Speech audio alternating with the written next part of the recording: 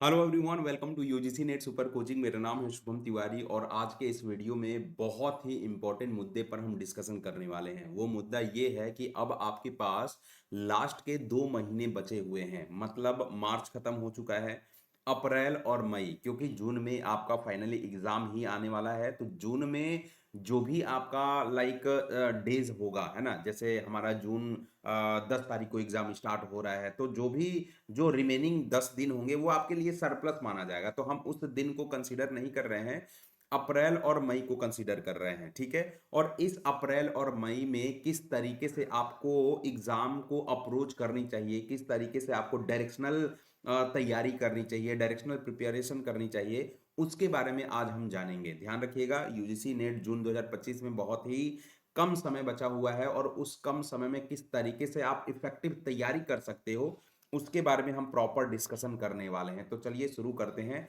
ध्यान रखिएगा, इस वीडियो के अंदर हम स्टेप बाय स्टेप प्रोसेस बताऊंगा। ठीक है, कि किस तरीके से आपको सारी चीजों को एक साथ डायरेक्शनल वे में लेके आगे बढ़नी चाहिए। ठीक है, क्लियर है। चलिए तो स्टार्ट करते हैं। देखें, आप सबसे पहला स्टेप होना चाहिए कि आप देखिए, सबसे पहले आपको प्रीवियस ईयर पेपर का प्रॉपर एनालिसिस करनी चाहिए। अब ये प्रीवियस ईयर पेपर, देखो प्रीवियस ईयर पेपर जैसे बोला जाता है कि सर कितने सालों का हम प्रीवियस ईयर पेपर लगा लें, तो उसको आपके साथ सजेस्ट ये किया जाता है कि 4 से 5 साल का जो प्रीवियस ईयर पेपर है वो लगा लीजिए। लेकिन हम यहाँ पे एनालिसिस की बात कर रहे हैं, लगाने की बात नहीं कर रहे हैं, है ना।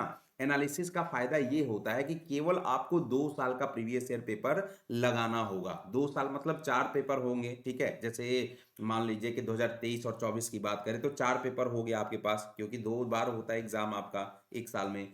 तो 4 पेपर में आपको ये देखना है कि पैटर्न ऑफ क्वेश्चंस क्या है। ठीक है, पैटर्न ऑफ क्वेश्चन में जैसे यूजीसी नेट को का पेपर आप एनालिसिस करिएगा तो उसमें कई तरीके के वेराइटी ऑफ क्वेश्चंस पूछे जाते हैं। डायरेक्ट क्वेश्चन पूछ लिया जाता है, match of the following question पूछ लिया जाता है, असर्शन रीजन पूछ लिया जाता है, स्टेटमेंट वाले क्वेश्चन पूछ लिए जाते हैं, मल्टीपल स्टेटमेंट वाले क्वेश्चन पूछ लिए जाते हैं, उसके बाद फैक्चुअल क्वेश्चन पूछ लिए जाते हैं, केस स्टडी पूछ लिया जाता है।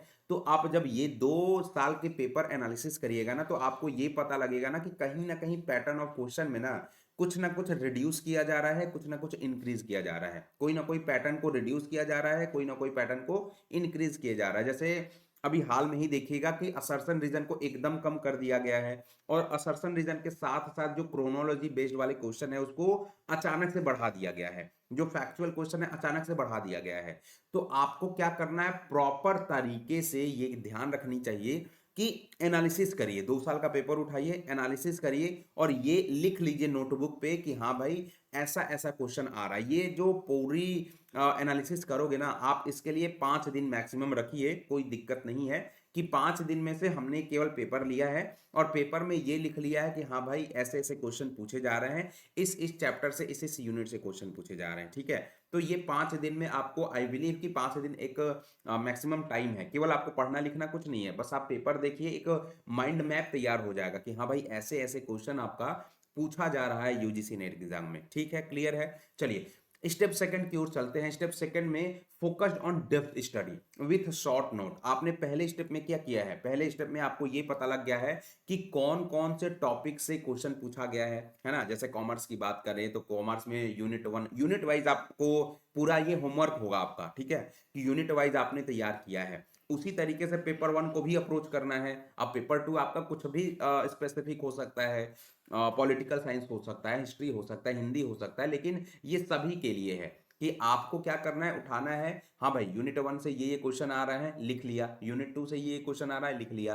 अच्छा, जब हम सेकंड स्टेप में चलेंगे तो सेकंड स्टेप में देखना है कि focused on depth study with short notes. आपको क्या करना है ना, कि आपको कई सारे, जैसे आप ऑलरेडी कई बच्चे ऐसे होंगे कि जिन्होंने नेट पास कर लिया है, अब वो जेआरएफ की तैयारी में लगे हुए हैं। तो अब यहाँ पे आपका ये डेट्रीमेंटल फैक्टर होगा, डिटरमाइंटल फैक्टर होगा। ये क्या होगा कि आपको क्या करना है कि अब यहाँ पे 30 दिनों, 25 से 30 दिनों के लिए इन डेप्थ स्टडी करनी पड़ेगी। अब आपको जो आता है ना, जो आता है, जैसे हम बात करते हैं, जैसे पेपर 1 में टीचिंग के हमने थ्योरीज को कर लिया है, रिसर्च के थ्योरीज को कर लिया है, टाइप्स ऑफ रिसर्च कर लिए हैं। ठीक है, लेकिन आपको क्या करना है, कुछ क्वेश्चन पेपर 1 में ऐसे देखने को मिल जाएंगे, कुछ क्वेश्चन पेपर 2 में ऐसे देखने को मिल जाएंगे कि टॉपिक तो सेम रहेगा लेकिन कभी भी हमने उनको पढ़ा नहीं होगा। ठीक है, कॉमर्स की ही बात करें तो कॉमर्स में जैसे हम एफडीआई ले लिए, है ना, एफडीआई में क्या होता है, फॉरेन डायरेक्ट इन्वेस्टमेंट। आपको एफडीआई में बुक में क्या पढ़ाया जाता है कि एफडीआई क्या होता है, कितने तरीके के होते हैं, डाउनवर्ड अपवर्ड क्या होता है, यही सारी चीजें पढ़ाई हो जाती हैं।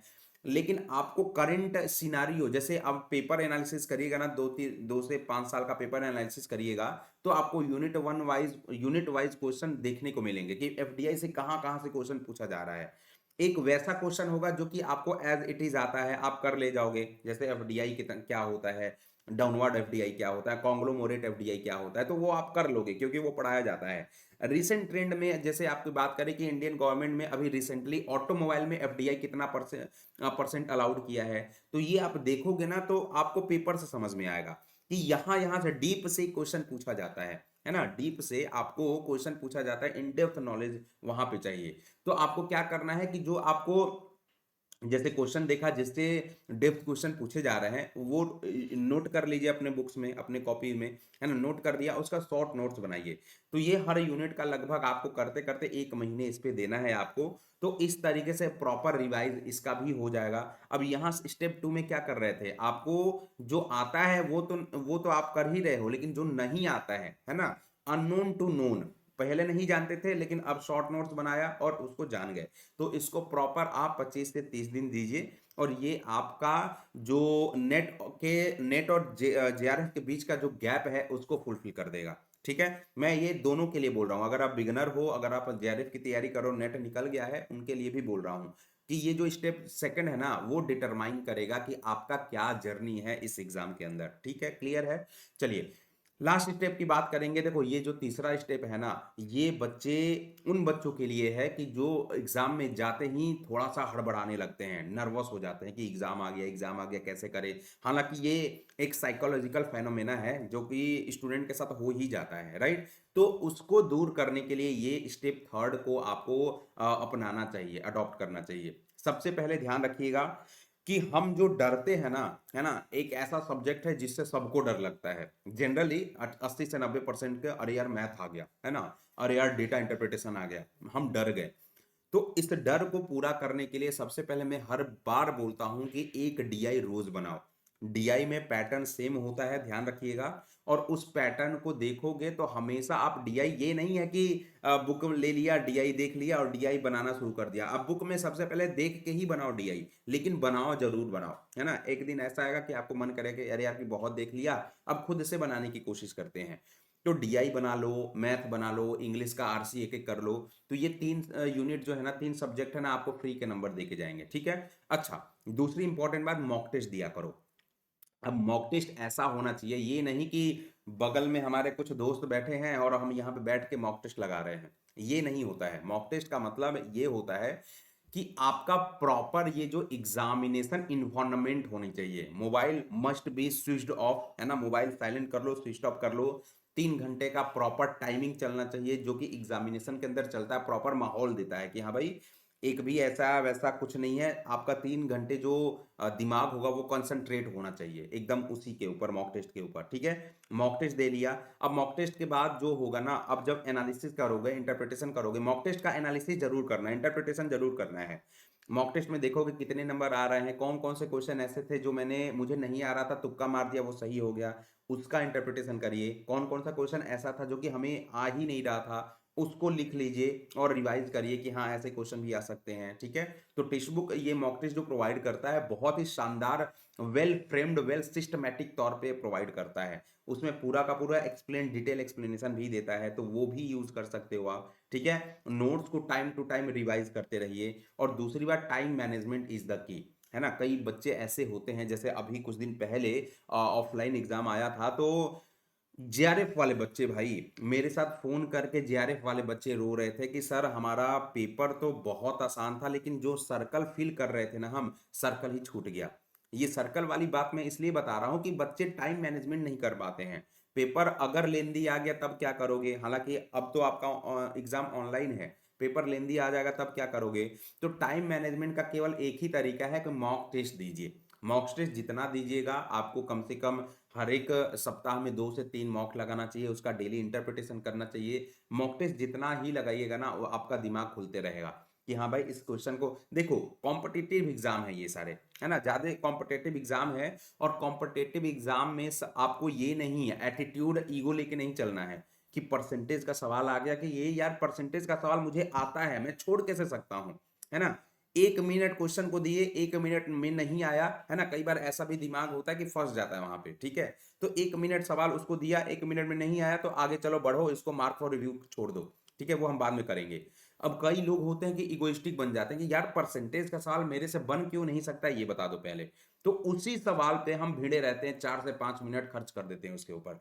ये बिल्कुल नहीं करना है। तो टाइम मैनेजमेंट की ये फेलियर है। टाइम मैनेजमेंट का मतलब आपको प्रॉपर मॉक टेस्ट देना चाहिए, एनालिसिस करना चाहिए। आप 3 घंटे में कितना आप इफेक्टिव हो रहे हो, ये कैसे कर पाइएगा, जब आप प्रॉपर रिवीजन करोगे, प्रॉपर इन डेप्थ स्टडी करोगे, मॉक टेस्ट दोगे, तभी कर पाओगे। तो ये पूरा अगर प्रोसेस अपना लिया आपने, नेट भी नहीं कह रहा हूं मैं, जेआरएफ से कोई नहीं रोक सकता है, याद रखिएगा। चाहे आप बिगनर हो, चाहे आप रिपीटेड हो, जेआरएफ तो हो ही जाएगा। तो ध्यान रखिएगा, ये तीनों स्टेप को प्रॉपर फॉलो करना है आपको। तो ये रही हमारी वीडियो। आई बिलीव कि ये वीडियो आपको पसंद आई होगी। लाइक करिएगा वीडियो को, सब्सक्राइब करिएगा चैनल को, शेयर कर दीजिएगा अपने उन दोस्तों के साथ जो कि नेट जेआरएफ की तैयारी कर रहे हैं। और कमेंट करना बिल्कुल भी मत भूलिएगा कि क्या रहा आपकी प्रतिक्रिया, रिएक्शन, क्या कुछ आपको सीखने को मिला है, ठीक है। चलिए आज के लिए इतना ही। Thank you very much.